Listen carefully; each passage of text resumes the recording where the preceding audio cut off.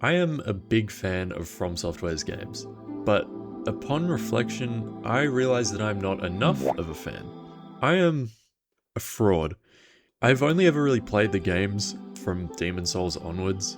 Don't get me wrong, I adore the Soulsborne games, but I feel like I am missing out on a big fat chunk of good games when I look at their catalogue prior to that. So I thought it would be fun to go through as many of their old games as possible to see if they still hold up. And what better way to start this than with their first release?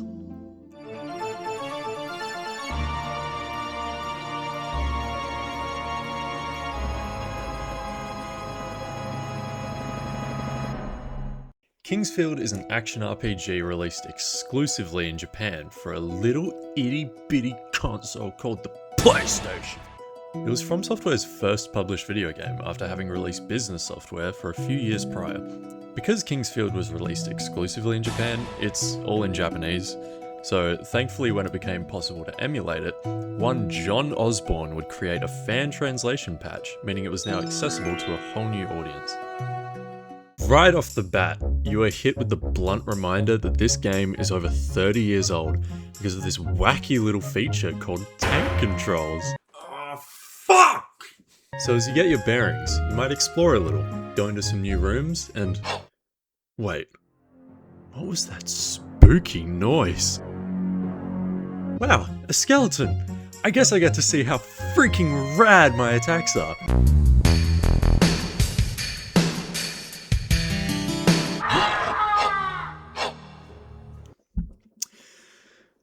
Okay, so 3 things to take note of here. 1. The attack animations in this game are one of the funniest things I have ever seen. Like, this game has a decent amount of weapon variety, but every single weapon uses that exact same animation of the slow-ass overhead swing, and every spell just sends out some random fucking projectile from somewhere in Gene's body. Gene? John? I don't know, the wiki's got like 3 different names for him. 2. The hidden walls in this game are a little different to how they function in the Souls games. You can spot them with certain items, you can use the trusty method of slamming your face into a wall and interacting with every single texture, or you can just wait for an enemy to phase through a wall like it's nothing. 3. This game's got a wee bit of difficulty. Not as much as their other games. Like, if you were comparing all of FromSoftware's games on a difficulty scale, I think this one would have a semi. A semi-automatic.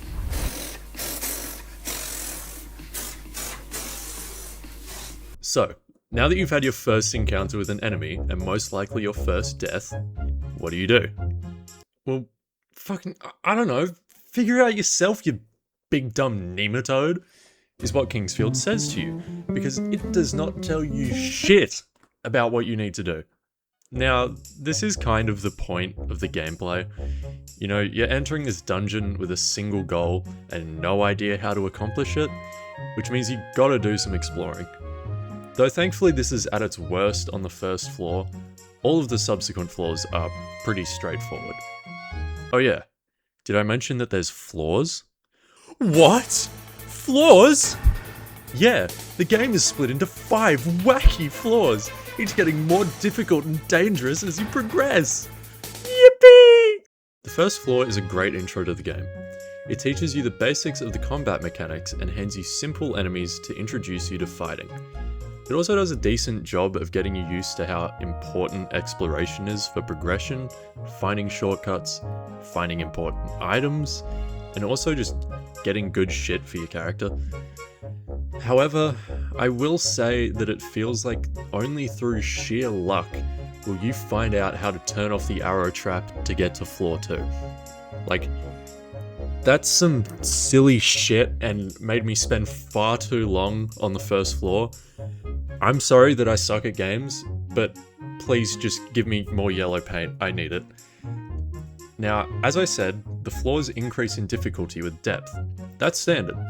I did also seem to find that they balance it out by making your objective a bit more clear each time you descend, so pretty nice compared to the first floor arrow bullshit. And then you get to floor 5, and you realize that it's actually hell. You're in hell.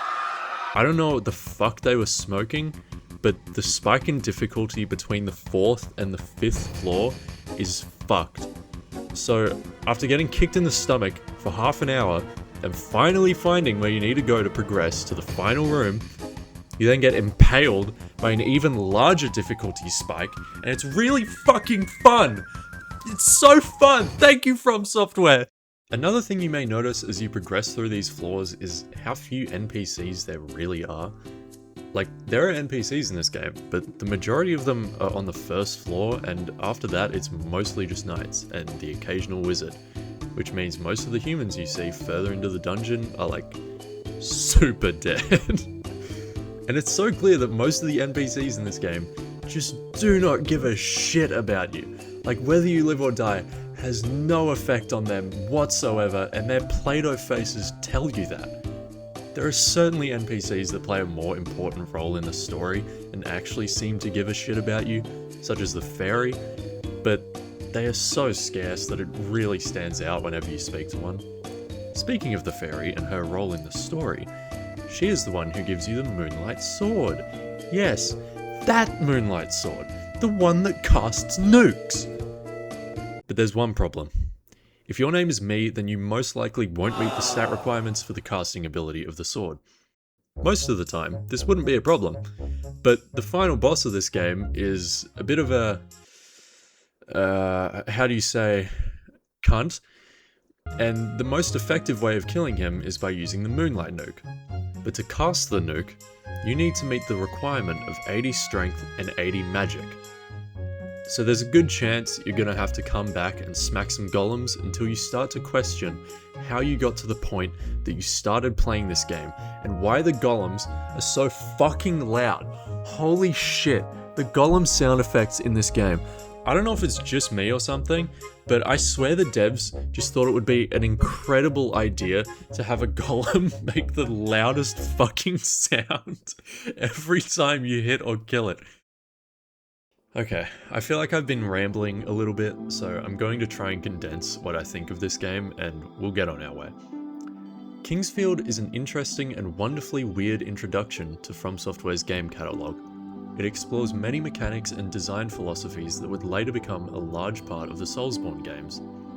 While having a pretty mysterious, but also kind of lacking plot, I think that the main motivator comes from just how engaging and satisfying the exploration and combat can be once you get into the rhythm of it. Each floor has a unique puzzle to solve to be able to progress rather than just some big evil boss, which I think improves with each floor as you descend. Apart from the 5th floor, the 5th floor can suck my nuts. The enemy roster is somewhat varied, but also maybe a little too minimal, which can be fun until, again, the 5th floor. Have I got my point across yet? Do you understand how bad the 5th floor is? One aspect I haven't touched on yet is the music. While certainly not FromSoftware's best work, it still does quite a good job of setting the mood while featuring some bangers and a load of charm. I will say that it sounds like it took a lot of inspiration from the Doom soundtrack on some of these songs. So, I see you, FromSoftware, I see you. All of these things come together in the neat little package that FromSoftware would debut with. I would say for the most part that I enjoyed this game quite a bit and found it really fun and interesting to play through. Though, personally, I think it does lack in a few areas and really does show its age, especially when compared to FromSoftware's later games. Thank you for watching my video. I've been wanting to try making review scripted style videos for a while now, and this is the first thing that I've actually finished and felt confident about putting out. If you like this, please hold me accountable to playing the rest of the Kingsfield games and making more videos, because this is fun, and I want to motivate it to actually keep doing it, I guess. I'm gonna go play more Final Fantasy VII Remake, because it's awesome, and I think I'm starting to get why people like Tifa.